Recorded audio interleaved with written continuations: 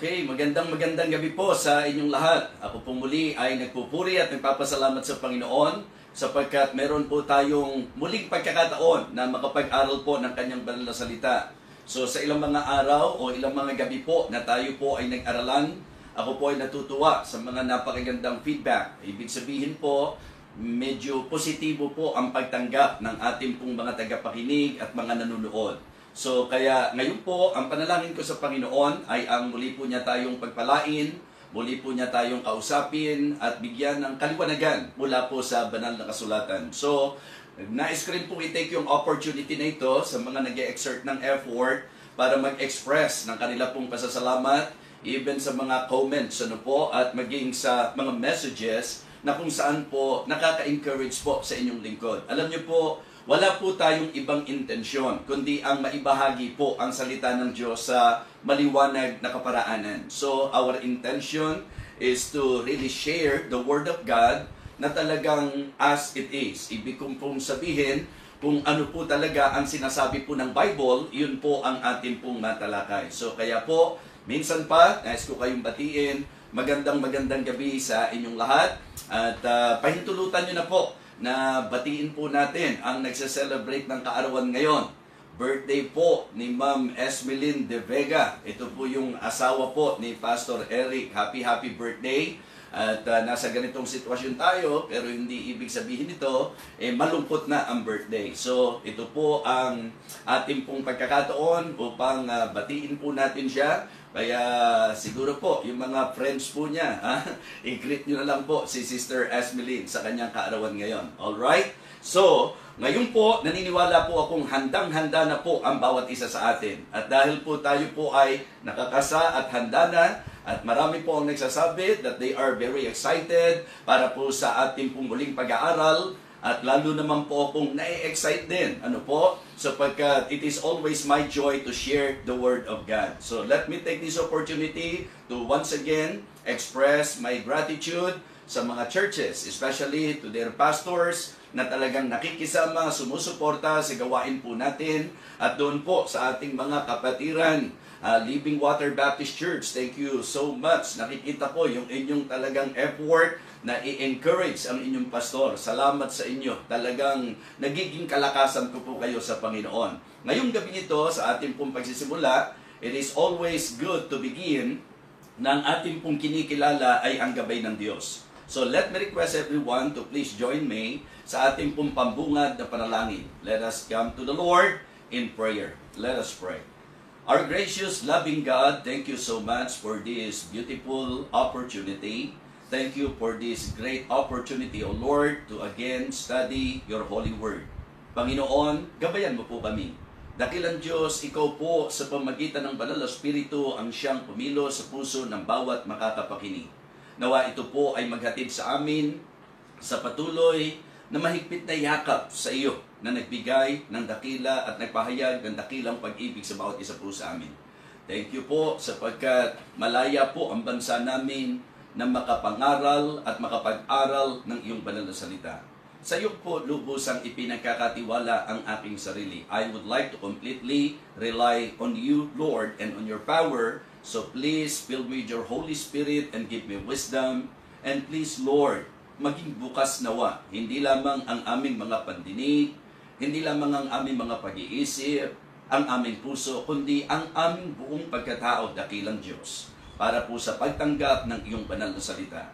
Akin pong pinangahawakan ang iyong salita na sinasabi mo po that your word will not return unto you void. I am very sure na ito po ay gagamitin mo at mag-a-accomplish ka ng dakilang bagay sa pangangaral na ito ng iyong banal na salita. Minsan at muli, dakilang Diyos, sa iyo po namin ibinibigay ang mataas na papuri, mataas na parangal, at aming lubos at labis na pagtitiwala. Ito po ang aming panalangin sa pangalan po ng aming Panginoong Jesus. Amen. Amen. So again, magandang gabi po sa inyong lahat. Ngayon po ay nasa pang-apat na wika na po tayo. Maganda pong binabalik-balikan po natin ang unang wika na ating pinag-aralan, Father, forgive them for they know not what they do. Ang sinentruhan po natin, yung pong the prayer for forgiveness. Sa ikalawang wika, tinalakay po natin, "Today shalt thou be with me in paradise." At ang naging sentro naman po natin is the promise of salvation by faith. Yung pangako po ng kaligtasan sa pamamagitan ng pananampalataya. At kagabi po sa ating naging pagtalakay, ating pong ipinaunawa sa lahat na ang kanyang wika sa pangatlong pagpapahayag ay tumukoy sa kanya pong ina sa laman na walang iba kundi si Blessed Mary at yung isa sa disipulo na kanyang minamahal. At ito po ay si John the Beloved. Ang sabi po, "Today, or woman, behold thy son. Then saith he unto his disciple, Behold thy mother." Binigyang pansin po ng ating ikatlong pag-aaral yung pong proper care and concern to his mother in the flesh. And I hope na ito po'y naging malaking blessing sa inyo. Now this time, ang ating pong bibigyang pansin ay ang message na pinamagatan ko pong "The Pain of Being Forsaken." Yung pong sakit nung pong ikaw ay pinabayaan. So ito po ay nasa ika-4 na wika na ating pong tatalakayin. Matthew chapter 27, please. Kung kayo po'y may mga hawak na Biblia ngayon, I believe mas mainam na ito po'y ating buksan upang tayo mismo makita po natin ang ating pong mga talatang bibigyang pansin at babasahin. Alright? Dito po natin ipupundasyon ang ating pong pag-aaral. Matthew chapter 27, beginning verse number 45. Matthew chapter 27, beginning verse number 45. "Now from the 6th hour, there was darkness over all the land unto the 9th hour. And about the 9th hour, Jesus cried with a loud voice, saying, Eli, Eli, lama sabachthani." That is to say, my God, why hast thou forsaken me?" So mga minamahal, sa ating pong magiging pag-aaral ngayon, bibigyan pansin po natin ang masasabi po nating kapahayagan na kung saan damang-dama po natin ang kirot, ang hapdi, ang sakit, ang sakit na nararanasan ng ating Panginoon. Just for you to have an idea. Alam niyo po ba na yun ay katanghaliang tapat? Kumbaga po, sa ating pong naiintindihan, alas 12. Gatanghali po, tanghali po yan, alas 12 hanggang alas 3. At ang sabi po ng Bible, mga minamahal, nagkaroon ng tinatawag nating total darkness. Matinding kadiliman. Okay? Ang sabi nga po, okay, the whole world, ang kabuuan ng sandaigdigan, ay masasabi po nating nagkaroon ng matinding kadiliman. At doon sa kadilimang ito, alam niyo po, siya po'y sumigaw. So may idea po tayo. He cried with a loud voice. Siya po ay umiyak, nanangis, at sumigaw. At ang sabi po niya, Eli, Eli, lama sabachthani, na kung liliwanagin, Diyos ko, bakit mo ako pinabayaan? Sa ating pong magiging pag-aaral ngayon, gusto ko pong bigyang pansin po natin sapagkat I would like to consider yung pong ilang mga bahagi nito na para sa akin po magiging very beneficial, lalo na po sa talagang mga gustong matuto sa salita ng Diyos. Okay? So, 3 things I would like to share dito po sa ika-4 na wika ng Panginoon. My God, why hast thou forsaken me? Alam niyo po, siguro makatutulong na habang tayo po'y nag-aaral, ilagay po natin sa isip natin na kung tutuusin, napakatinding init po niyan dahil alas 12 po ng tanghali hanggang alas 3 po ng hapon at doon po'y nagkaroon ng matinding kadiliman samantalang kanyang nararamdaman ang hapdi sa kanyang katawan dahil po sa sobrang bugbog at bilad na po. Sobrang bugbog na po ang kanyang katawan at ito po ay nakabilad sa matinding araw sa napakahabang oras. At dito po, sumigaw po siya. At ang sabi niya, Diyos ko, bakit mo ako pinabayaan? So again, 3 things I would like to share mula po dito sa kanyang wikang ito na sinambit doon sa krus ng Kalbaryo. Diyos ko, bakit mo ako pinabayaan? So the first point that I would like to share ngayong gabing ito is the argument of this saying. Yung pong lumalabas na argumento dito po sa wikang ito. Because when Jesus cried, when Jesus said, my God, why hast thou forsaken me? Alam niyo po, medyo na-question po dito yung kanyang pagka-Diyos. Na-question po dito yung kanyang deity. Na ang pino-point out po, kung talagang Diyos siya, bakit tinatawag niya ang Ama na Diyos? Bakit ang sabi niya, Diyos ko, bakit mo ko pinabayaan? Samantalang sinasabi natin na si Jesus ay Diyos. Alam niyo po, dapat naka-establish na sa mind natin that when Jesus was crucified, siya po'y napako sa kalagayang siya po ay nasa katawang tao. Okay? It is very important for us to understand that in the teaching of God's Word, wala pong pagtatalo, si Jesus Christ po ay na-manifest sa laman. Siguro po kung kayo po ay interesado, yan po ang sinabi ni Apostol Pablo sa unang Timoteo, 1 Timothy chapter 3 and verse number 16.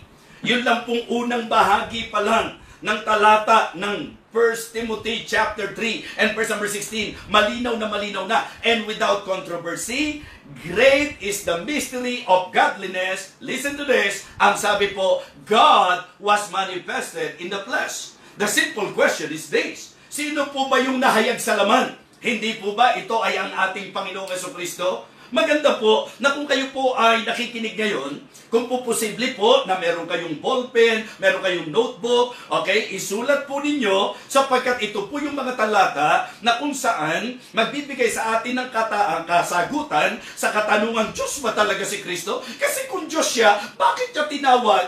Okay? Ba't may tinatawag siyang Diyos kung siya ay Diyos? Well, siguro po magandang maintindihan natin na dito po sa 7 wika na ito ng ating Panginoon, alam niyo po, in-address po niya ang Ama sa Langit na Father at God. Okay, sa unang wika po, Father, forgive them, for they know not what they do. So, in-address po niya as Father. Sa huling wika po, sa ikapito, Father, into thy hand I commend my spirit. So, almost, dito po sa kalagitnaan, hindi po yun ang ginamit niyang address doon sa kanyang Ama. Ang sabi niya, my God, why hast thou forsaken me? Now, para sa akin po, bakit magiging questionable? Talaga naman pong Diyos ang Ama. Alam naman po natin na talagang Diyos ang kanyang Ama. Ngayon, ang point lang natin, how about the Lord Jesus Christ? Again, let me emphasize to you, siya po nung nakabayubay, siya po'y naipako sa kalagayan na siya po ay nasa katawang tao. Okay? And that is actually the reason and the purpose kung bakit siya nagkatawang tao. Sapagkat kailangan may magbayad ng ating pong kasalanan. Kailangan pong merong pumalit sa ating pong kalagayan. Siya po ang ating substitute. But again, let me help you na magbigay ng mga talata na nagpapatunay na siya po'y Diyos na nahayag sa laman. Una, 1 Timothy 3:16. Ikalawa po, yung sinasabi po ng Galatians chapter 4. And verse number 4.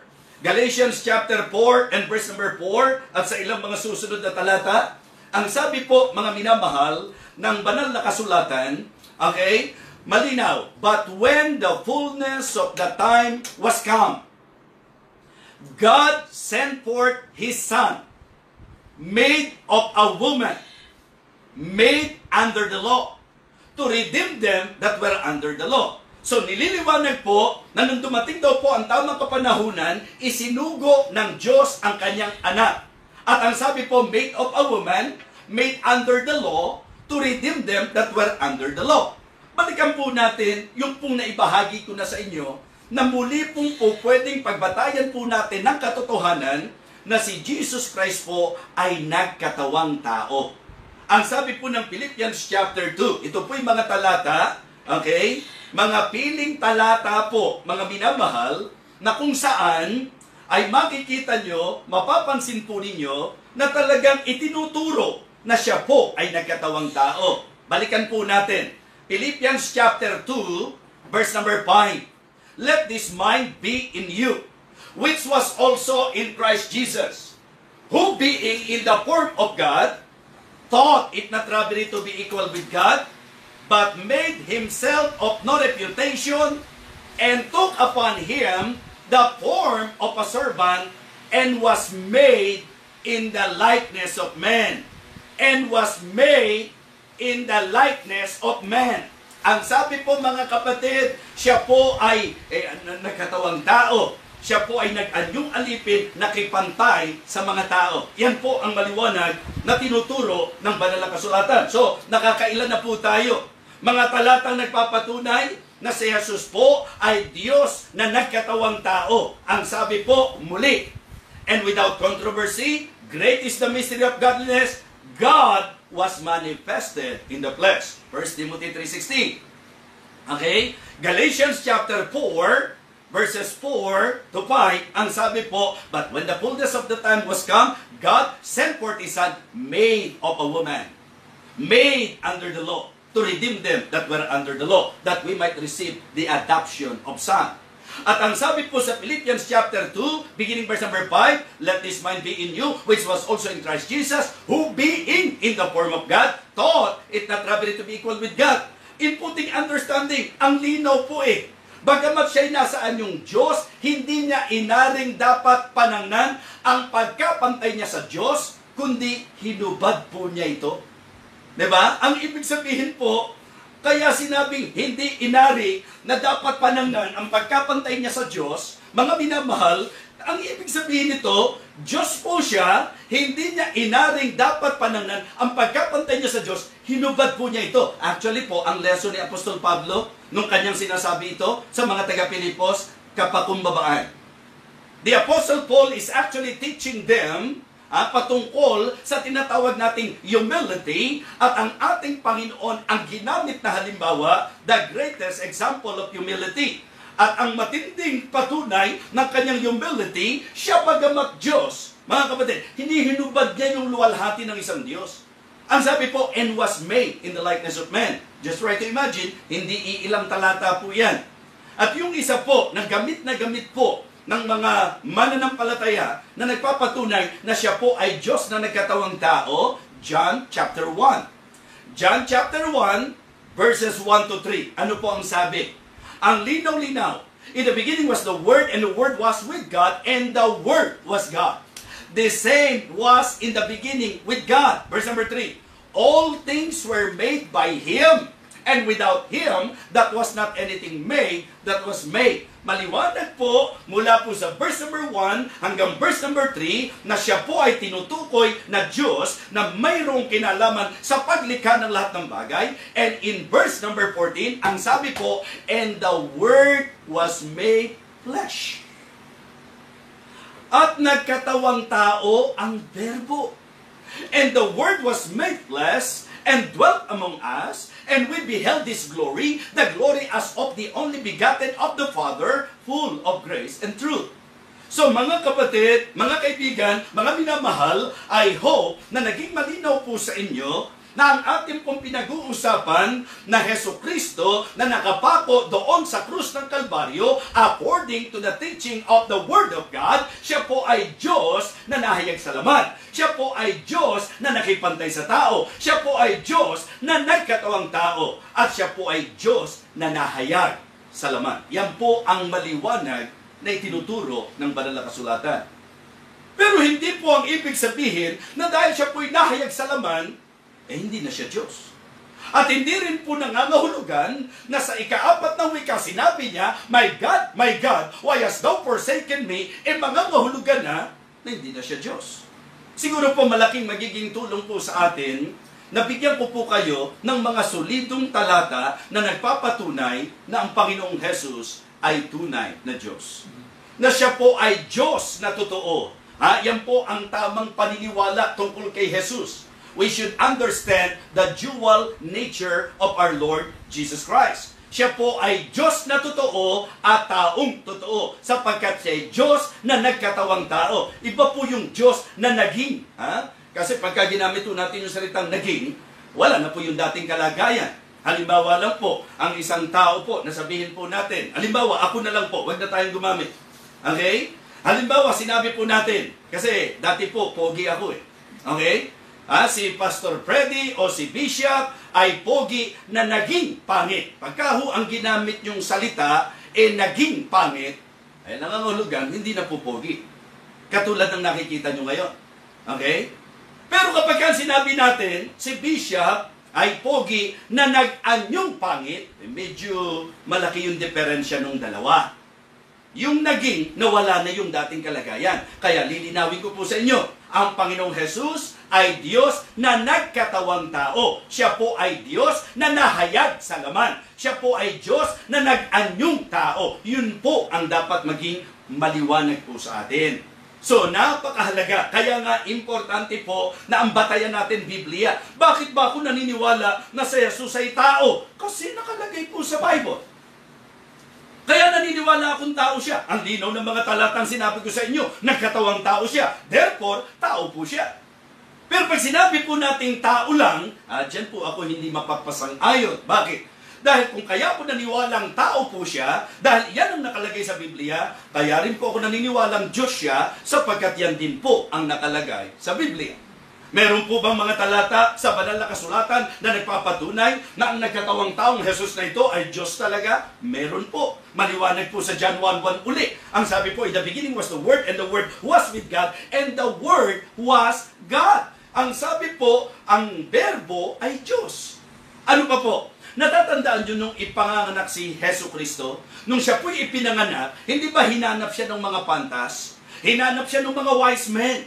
Ang sabi po ng Matthew chapter 2, when Jesus was born in Bethlehem of Judea, in the days of Herod the king, behold, there came wise men from the east to Jerusalem, saying, where is he that is born King of the Jews? For we have seen his star in the east, and are come to worship him. Alam niyo po ba, pag inintindi po natin, the Lord Jesus Christ Himself, ang nagsabi po kay Satan, na nung tinutukso siya sa Matthew chapter 4, ang sabi po niya, walang dapat sambahin kundi ang Diyos lamang. Ano po ang ginawa ng wise men? Ayon sa talata, at kami pumunta rin, hinahanap namin siya upang siya'y aming sambahin. Okay, doon po ba sa pangyayari yon, nakita po ba ng wise men? Natuntun po ba ng wise men kung nasaan si Jesus Christ? Yes. In fact, ang sabi po ng Matthew chapter 2 and verse number 10, ang sabi po, when they saw the star, kasi yung star ang naging guide nila para dalhin po sila doon sa isinilang sa ating Panginoong Jesus, di po ba? And when they saw the star, ang sabi po, they rejoiced with exceeding great joy. In verse number 11, and when they were coming to the house, they saw the young child with Mary's mother, and fell down and worshiped him. And they had opened their treasures, they presented unto him gifts, gold, frankincense, and myrrh. So makikita nyo po that the wise men worship Jesus. Anong ibig sabihin? Kung ang doktrina, kung ang aral, kung ang turo na mismong ang Panginoong Jesus ang nagsabi na walang dapat ibang sambahin kundi Diyos lang, kung sinamba ng wise men si Jesus Christ kahit nasa sanggol o murang kalagayan, mga kapatid, ano pong pinakikita? Kinikilala ng mga wise men na si Jesus ay Diyos. Nakita niyo po bang sinaway ni Maria? Hindi po siya sinaway ni Mary. Hindi po sila sinaway ni Joseph. Why? Because they are aware na ito pong Jesus na ito, bagamat nasa katawang tao, siya po'y Diyos na totoo at taong totoo. The wise men worship the Lord Jesus Christ. It means the wise men acknowledge the deity of Christ. Kinikilala po. Ang sabi ng verse 11, di ba? They fell down and worship Him. Hindi po them, hindi po her, Him. Tukoy na tukoy kung sino po yung sinamba ng wise men. At yan po si Jesus Christ. So, ang wise men ay sumamba kay Jesus sapagkat kinikilala nila na Diyos ang ating Panginoong Jesucristo. Hindi lamang po yan. Hindi ba binanggit ko po sa inyo kagabi na even the Blessed Mary, she acknowledged that Jesus Christ is God. Balikan niyo po yung Luke chapter 1. Luke chapter 1, verses 46 and 47. Ang sabi po, my soul that magnify the Lord, and my spirit hath rejoiced, listen, hath rejoiced in God, my Savior. Tanong, sino po yung Savior? Hindi po ba si Jesus Christ? Pag inunawa po natin, ang sabi po niya, and my spirit hath rejoiced in God, my Savior. Hindi niya sinabing, in God and God, my Savior. Ang tinutukoy niyang God, yung tagapagligtas. Sino po ang tagapagligtas? Ang ating Panginoong Kristo. Therefore, si Blessed Mary, kinikilala na si Jesus Christ ay Diyos. Actually po, siguro magandang buksan nyo rin yung 1 John chapter 5. 1 John chapter 5 and verse number 20. Ang ating pong mga tinatalakay, mga minamahal, ay ang patunay ng pagka-Diyos ng ating Panginoong Kristo. Because dito po sa kanyang ika-4 na wika, medyo kinu-question yung deity niya. Na kung Diyos siya, ba't may tinatawag siyang Diyos? Hindi po ba? Yun po ang kanilang argumento dito po sa saying na ito. That is why, akin pong ipino-point out sa inyo, from the Word of God, yung mga talagang nagpapatunay na siya po'y hindi basta tao lamang, kundi siya'y Diyos na nagkataong tao. Again, ito po ang tamang paniniwala, Diyos na totoo, taong totoo. Diyos na nahayag sa laman. Diyos na nagkatawang tao. Maliwanag po yan. Okay? In 1 John chapter 5, tingnan niyo po ang sabi ng verse number 20. Okay? And we know that the Son of God has come and hath given us an understanding, that we may know Him that is true, and we are in Him that is true, even in His Son, Jesus Christ. Ano po ang sabi? This is the true God and the eternal life. Ito ang tunay na Diyos at ang buhay na walang hanggan. At ang sabi po sa verse number 21, my little children, keep yourself from idols. So, nung ipino-point out po ng writer, si Jesus Christ, ang tunay na Diyos at ang buhay na walang hanggan. Di ba? Unawain niyo po. Masarap himayin po natin eh. Ang sabi po, and we know that the Son of God has come. Sino po yon? Si Jesus Christ. Bakit daw po siya pumunta? That we may know Him. That is true. Upang makilala natin siya na totoo. At tayo naman sa Kanya na totoo. And we are in Him. That is true. Sino raw po? Niliwanag. Even in His Son, Jesus Christ. Sino raw po si Jesus Christ? Ito ang tunay na Diyos at ang buhay na walang hanggan. How about the Father? Diba? Kamusta po ang Ama? Yung tinawag niyang, Diyos, my God, my God. Kung dahil tinawag niya yung Ama na Diyos, hindi na siya Diyos, paano po yan? Lalabas ngayon, kung yung Ama, tinukoy si Jesus na Diyos, hindi na rin Diyos ang Ama. Meron po bang talatang ganyan sa Bible? Hebrews chapter 1, please.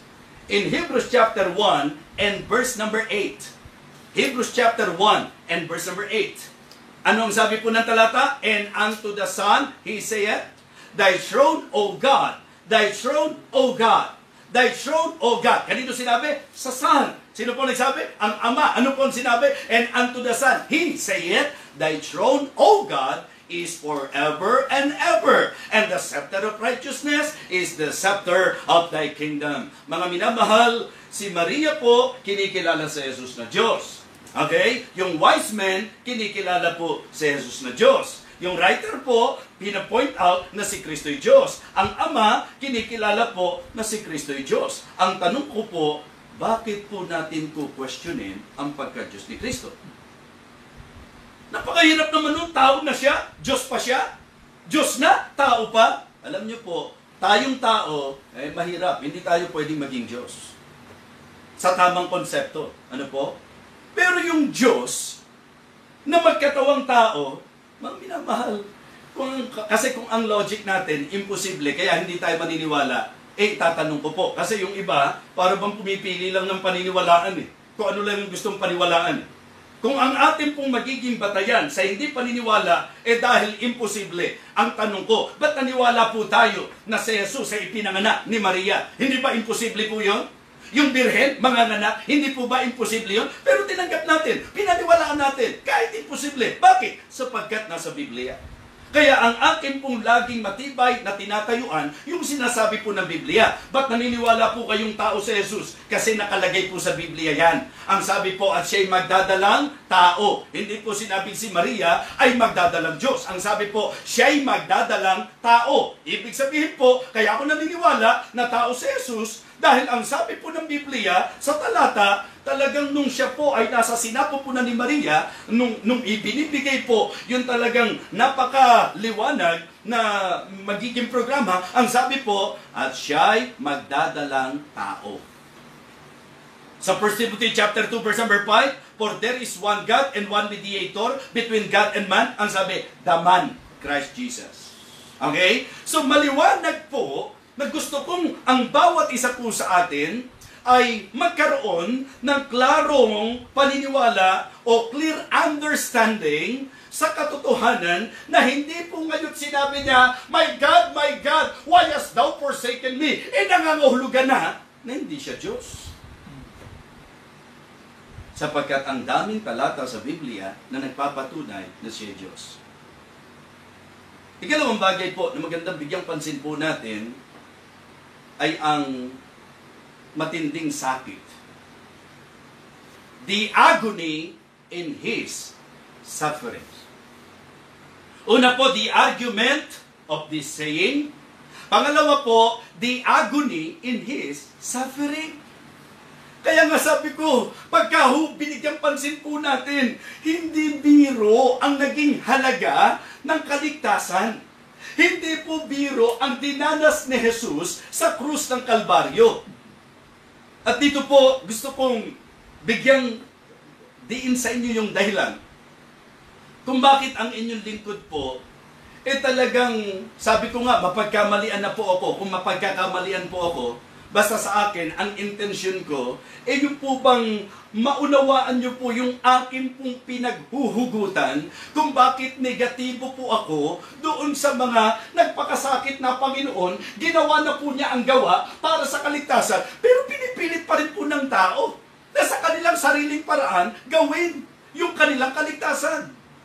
Hindi po ba? Like for example, ako po'y bahagi po nito sapagkat matagal na panahon din po na ako'y naniwala na talagang ang penitensya po talagang bahagi para sa ikababawas ng kasalanan or mga kapatid, mga minamahal, pag-isipan niyo pong mabuti. If we will consider the sufferings of our Lord Jesus Christ. Kasi maganda damahin po natin Ang sabi po ng ating text, and He cried with a loud voice, saying, Eli, Eli, lama sabachthani. Diyos ko, bakit mo po pinabayaan? Agony po yan. Matinding agony po yan. Matinding daing po yan. Matinding sakit po yan. Dahil sa kanyang mga hirap na dinaranas. Mula po nung siya ay damputin doon sa Gethsemane, alam po natin yan, nung siya po ipagkanulo ni Judas sa Matthew chapter 22, hindi po ba? So ito pong nagkaroon po ng tinatawag na conspiracy, yung plot para po mapadampot si Jesus, nung pong sila ay masasabi po natin nasa hardin ng Gethsemane, maliwanag po yan, anong pinakahudya? Para humalaman kung sino po yung dadamputin, hindi po ba? Ito po ay walang iba kundi yung Halikbudas, hindi po ba? So yun po yun. Okay, nung dinampot siya, mula po noon, just try to imagine, nung inaharap na po siya kay Pilato, at nung siya po'y sentensyahan na, just try to imagine kung gaano katindi ang hirap na naranasan niyo. Pansinin niyo po yung tinatawag nating pain, na ikaw ay pinagtatawanan, na ikaw ay nililiba, na ikaw ay sinusunto, at talagang binubugbog. Yung ikaw ay talagang minamak ng napakarang tinutuya po, di po ba? Tapos, ito po, it is good also to have an idea. Alam niyo po yung latigo na ginamit sa kanya? Kasi ngayon no offense. Pero ang totoo nun, yun po ang nakaka-offend Yung mga naglalagay pa ng atswete sa likod pagka nagpipinitensya para magkulay pula. Ano po ba to? Palabas? Yung tindi ng hirap na dinanas ng Panginoon, tapos ilalarawan natin na parang isang palabas? Hindi po ba? At ano yung mga pinangahampas na yan? Alam niyo po ba, pag inaral po natin, just try to imagine, yung pong latigo sa Roman law, kapag ka po minasisintensya, mga kapatid, si Pablo, nabanggit po niya yan eh. Yung pong klase nung ipinanglalatigo, ito po yung merong mga sharp metals, doon po sa dulo, na meron pong 40 strands, na kapag ka ihataw po yan, at hahatakin po yan, kakayod po yan sa laman. At mag-iiwan po yan ng 40 stripes. Ilang beses po siyang hinataw. Kaya nga kung ilalarawan niyo po, sugatang-sugatan ng kanyang katawan. Sa kabuuan ng kanyang katawan. Na kung saan talagang hinahataw po siya habang siya po'y pinahihirapan, pinagkakatuwaan po siya ng tao. Kaya sinasabi ko po sa inyo, yung mga kritiko doon po sa The Passion of the Christ, dahil ang sinasabi nila, napaka-brutal naman ang palabas na yan. Actually po, for me, if you will just study the Word of God, makikita nyo po na kulang pa yung ipinalabas na yan sapagkat hindi biro ang sakit na naranasan ng Panginoon. Just for you to appreciate more yung aking pagpapaliwanag sa Biblia. Ibig sabihin, pagliliwanag sa sinabi ng Biblia. Kung titignan nyo po sa Isaiah chapter 53, it is good for you to see that. In Isaiah chapter 53, alam nyo po, wala raw pong beauty that we should desire of Him. Siya po'y man of sorrow, acquainted with grief. He was despised and rejected of men. At ang sabi po, He was wounded for our transgression. Yung imagination, nung sinasabi po yan sa Isaiah chapter 53, nung sinasabi po, wala kang ganda, nananasain sa Kanya. Ang ibig sabihin po, talagang inilalarawan na kalunos-lunos ang naranasan ng ating Panginoong Kristo. Kaya kung magagalit kayo sa akin, na sinasabi ko po, na lihis sa sinasabi ng turo ng banal na kasulatan, na ilarawan mo yung matinding paghihirap ng Panginoon sa klase ng mga penitensya na ginagawa ng mga tao ngayon. Just try to imagine that.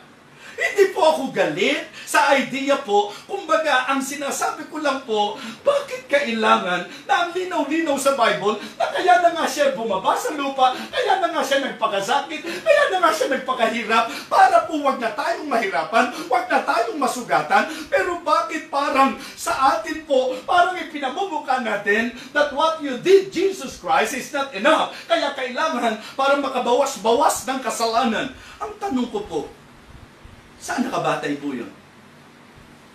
Saan natin makikita sa turo ng Biblia na kapag ginawa natin yan, makababawas sa ating kasalanan? At kung atin pong tatanggapin yung idea na nagbabawas, sige po, sa anong level? Sa anong level? Hanggang kailan? Hanggang saan? Ang Diyos po ay hindi Diyos ng kaguluhan. Tandaan niyo po, na sa lahat ng matinding agony, sa sufferings na naranasan ng Panginoon, lahat ng iyon, tiniis niya, sapagkat ang magiging halaga nito ay ang katubusan mo at ang katubusan ko. So again, isipin niyo po yung agony ng kanyang sufferings. Pag pinag-usapan natin yung agony ng kanyang paghihirap, actually hindi lang physical. Yung pag-isipin mo yung mga tao na parang enjoy na hinahamak siya.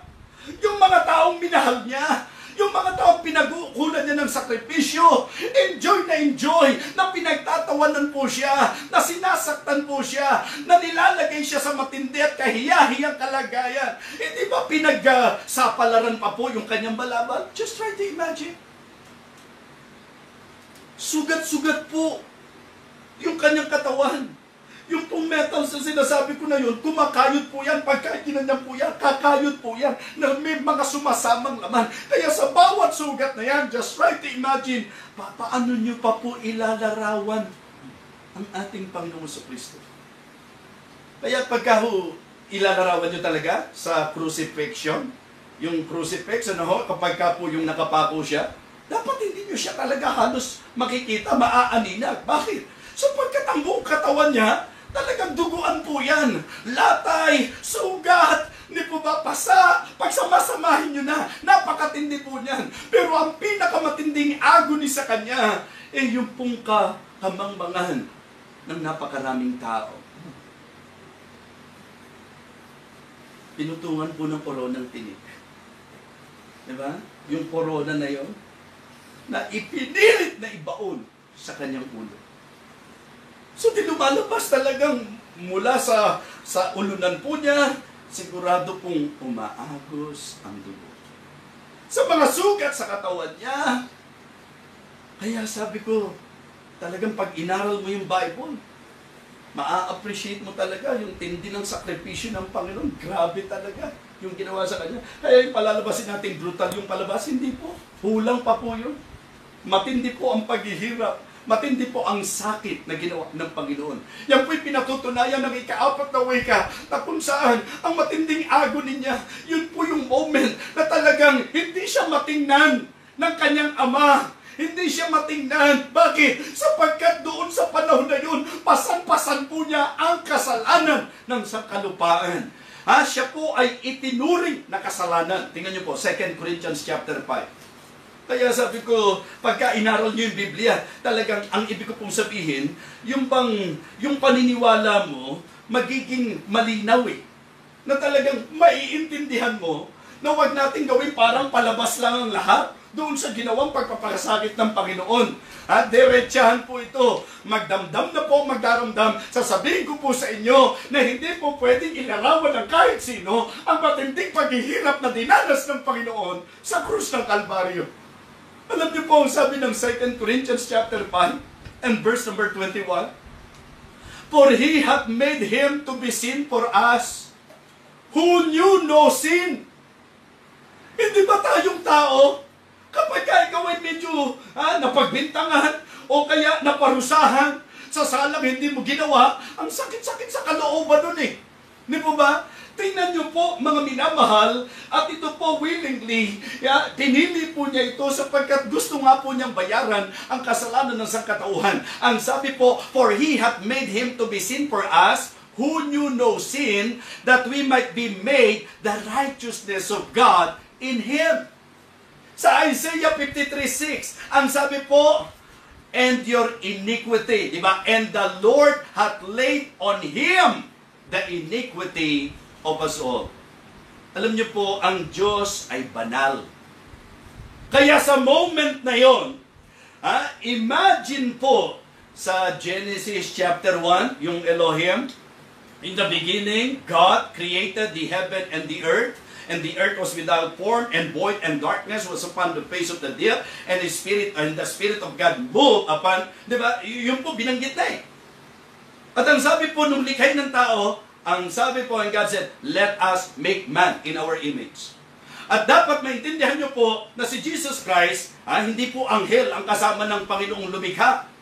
Ang kasama po sa paglikha, ang anghel po, created being din po yan. Remember, nung sinabi po kay Lucifer, na napakaganda mo, when thou hast created, ibig sabihin po, created din po ang angel. Okay? Pero si Jesus Christ, co-creator po yan. Nilinaw ko sa inyo kanina, sa John 1:3, all things were made by Him, and without Him was not anything made that was made.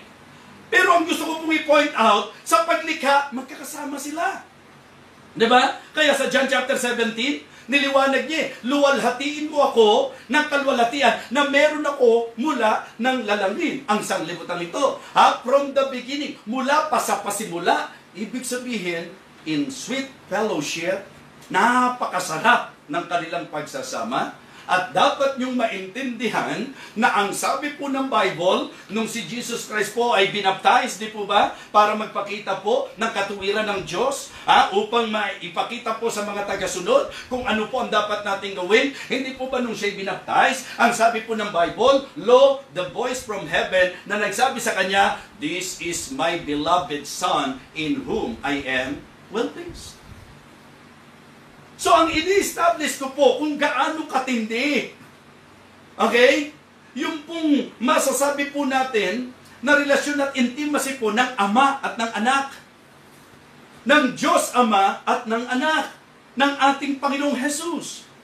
Pero that moment, ito pong matinding agony,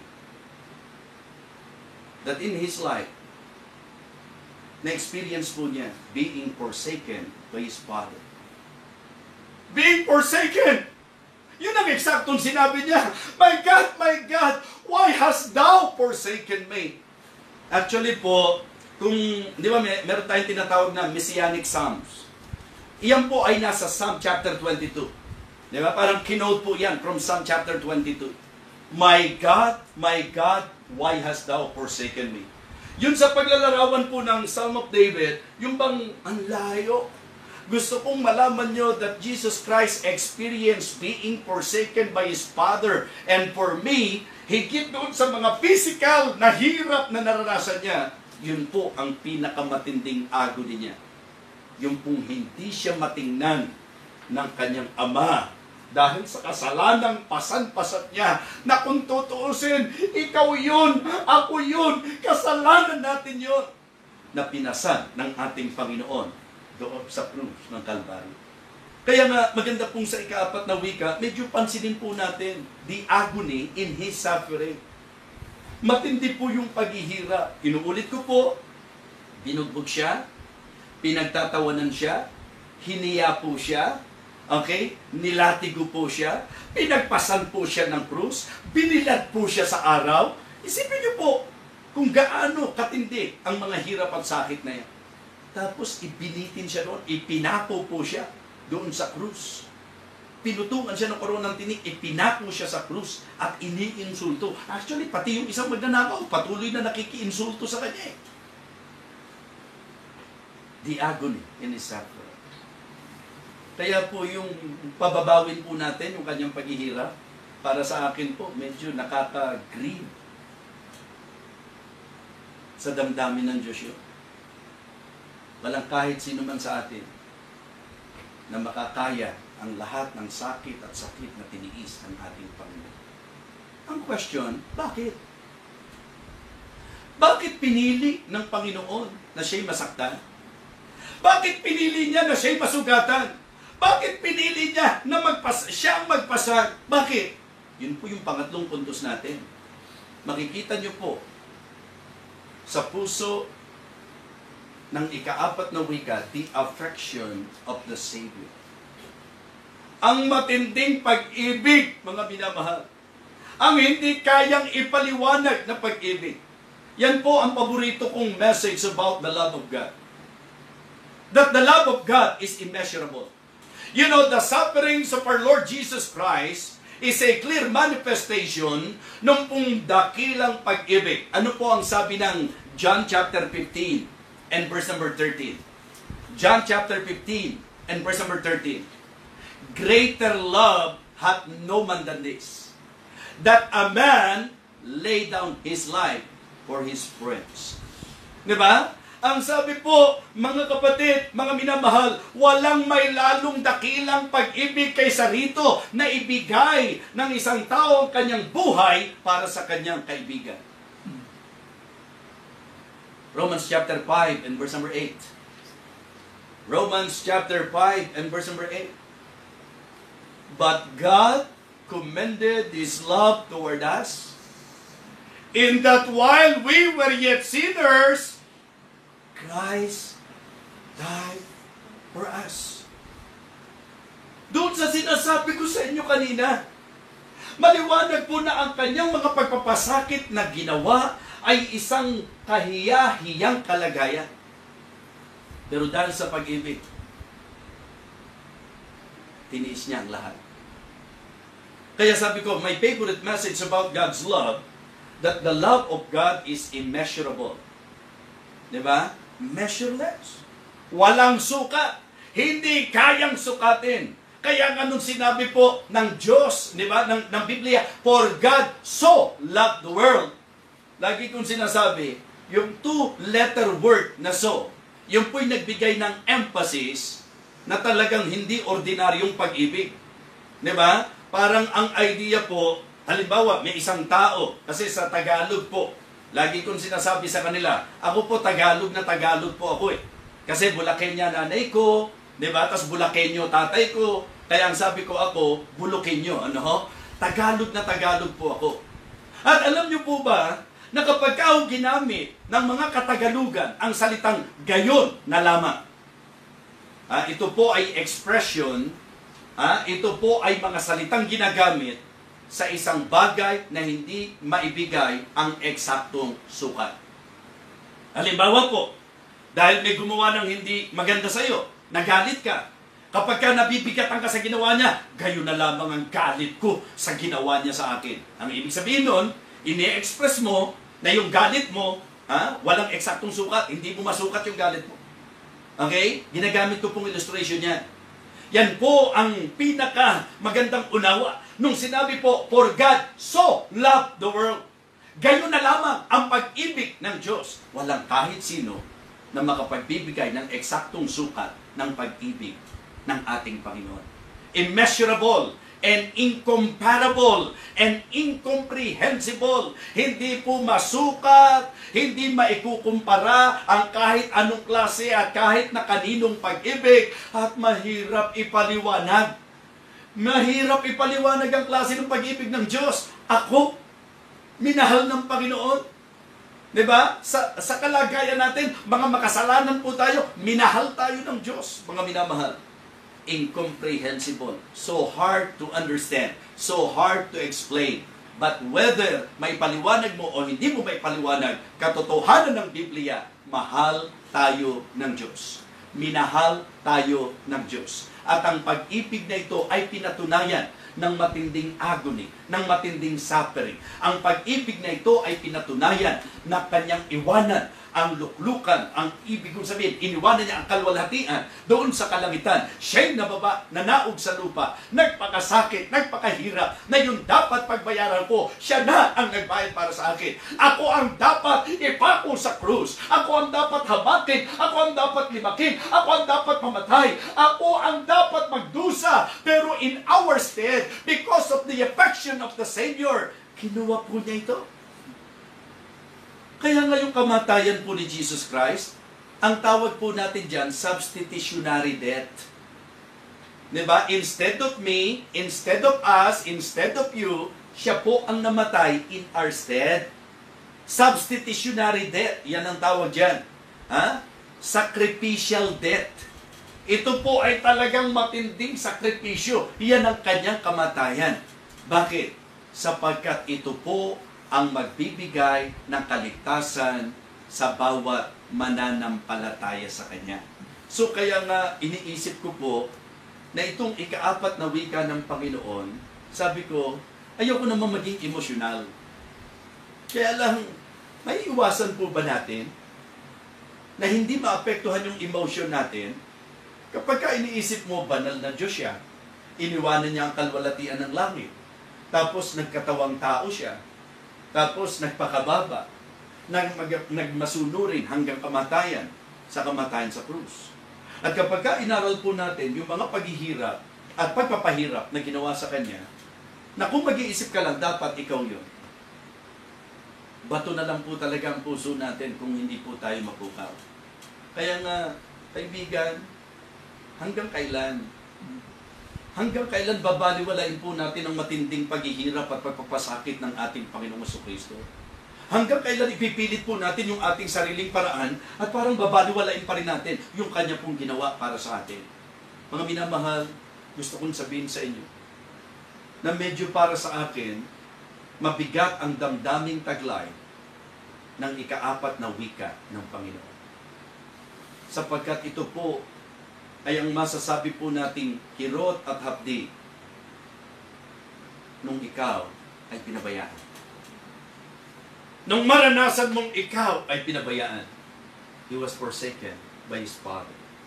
That is why he cried with a loud voice, Eli, Eli, lama sabachthani, na kung liliwanagin, Diyos ko, bakit mo ako pinabayaan? Mga minamahal, siya'y Diyos na totoo at taong totoo. Siya'y Diyos na nagkatawang tao. Nagkatawang tao para magpakasakit, para magdusa, para magbayad ng kasalanan ko at kasalanan mo. Bakit? Dahil sa Kanyang pag-ibig sa atin. Kaya nga kung hanggang ngayon, talagang magiging mapilit po tayo sa ating sariling paraan, tatandaan niyo po ito, sa bahagi ng Diyos, wala kang po pwedeng isisi sa Kanya. Ako at ikaw ay inibig ng Diyos ng hindi birong pag-ibig, ng hindi mababaw na pag-ibig. Kaibigan, sana habang nagsasalita po ako, Hindi po yung negatibo ang nakikita niyo. Sana po ang nararamdaman niyo po yung eagerness na ma-share yung katotohanan. Gusto ko pong ipangaral ang salita ng Diyos na kasama po ang puso ng ating Panginoon Diyos. Tiniis niya ang lahat. Tiniis po niya ang lahat upang ako at ikaw ay magkamit ng buhay na walang hanggan. Kaya ngayong gabing ito, ang panalangin ko po, mga minamahal, naway bigyan po natin ng pagpapahalaga. Naway panampalatayanan po natin ng Panginoon. Huwag yung hayaan na ang maging matinding pain sa puso ng Panginoong Jesus ay ang rejection na gagawin pa rin ng tao sa kabila ng ibinigay na niya ang kanyang sarili para sa atin. Why not open your heart to Jesus tonight? At buong pananampalataya, ang kinin mo siya bilang tagapagligtas. Siya'y naparito upang tayo'y iligtas. Siya'y nasugatan upang tayo'y gumaling. Siya po'y namatay upang tayo po'y mabuhay. Siya po ang kaisa-isa at tanging tagapagligtas. Ngayong gabi ito, I hope and I pray na bawat isa po sa atin ay magbibigay ng pagpapahalaga sa lahat ng tiniis ng ating Panginoon. Harapin natin ng totoo. Tayo po ang makasalanan, hindi po ang Panginoong Jesus. Pero binayaran niya, pinasan niya, dinala niya ang kasalanan natin sa krus ng Kalbaryo. Ang gagawin lang po natin ay ang panampalatayanan natin siya. At ang ibig sabihin ng panampalatayanan natin siya, siya na kumikilo sa puso natin, na pinapagabag tayo sa ating kasalanan, tayo po ay humingi ng tawad sa Kanya at atin po siyang kilalanin, panampalatayanan bilang ating tagapagligtas. Hindi po ang kahit ano, hindi po ang kahit sino, si Jesus po ang tagapagligtas. Ngayong gabi ito, kung ikaw ay kinikilos ng Panginoon, na-realize mo na hindi biro ang sakit at sakit na dinanas ng Panginoon. Hindi biro ang kanyang sakripisyo para sa atin. At ngayon, inokonbik ka ng Banal na Espiritu at nais mong siya'y sampalatayan sa iyong lugar ngayon. Yumuko ka, pumikit ka, samahan mo ko, gagabayan kita sa panalangin para sa pananampalataya kay Jesus bilang tagapagligtas. Sumunod ka sa dalangin ito, kaibigan. Dakilang Diyos, sa gabing ito, salamat po sa iyong salita. Salamat po sa iyong dakilang sakripisyo. Salamat po sa iyong pagpapakasakit. Salamat po sa pagbibigay mo ng iyong buhay. Salamat po sa pagtitigis mo ng dugo. Inaamin ko po na ako'y makasalanan. Wala akong kakayahang iligtas kong aking sarili. Patawarin mo po ako, Panginoon. At buong pananalig, binubuksan ko ang aking puso. Kinikilala kita. Pinananampalatayanan kita bilang aking tagapagligtas. Salamat po sa buhay na walang hanggan. Salamat po sa kaligtasan. Salamat po sa dakilang pag-ibig mo, Panginoon. Ikaw ang aking tagapagligtas. Ito po ang aking panalangin na may lubos na pagtitiwala sa iyo at sa iyong ginawa para sa akin. Ito po ang aking panalangin sa pangalan po ng aking Panginoong Jesus. Amen. Amen. Mga kaibigan, muli po sinasabi ko sa inyo na wala pong pinakamasarap na maranasan sa buhay nito kundi ang kaligtasan ng ating Panginoon. Wala po tayong seguridad sa mga bagay dito sa mundo. Pero ang importante, yung may kasiguruhan po tayo na anumang oras tayong mawala sa mundong ito, tayo po'y makakapiling ng Panginoon. Kaya kung tunay na ikaw ay nanampalataya sa Panginoon, gusto ko lang pong sabihin sa inyo na ang salita ng Diyos ay nangako na ang sino mang sa Kanya'y nanampalataya ay hindi na mapapahamak, kundi mayroong buhay na walang hanggan. Muli po, magandang gabi po sa inyong lahat.